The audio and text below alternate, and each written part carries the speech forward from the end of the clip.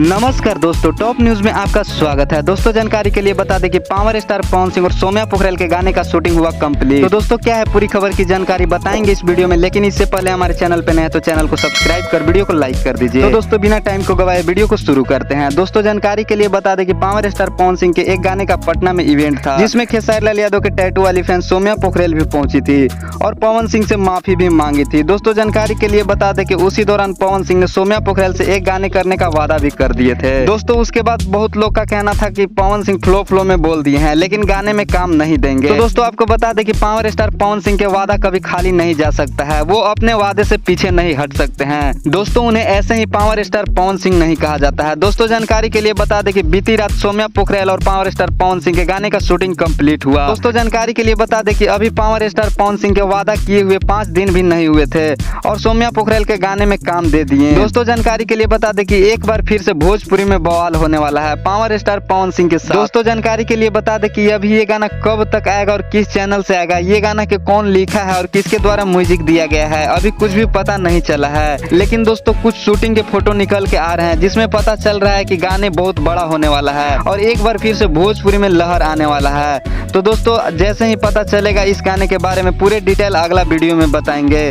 तब तक के लिए चैनल पे नए हैं तो चैनल को सब्सक्राइब कर वीडियो को लाइक कर लीजिए। फिर मिलेंगे अगले वीडियो में।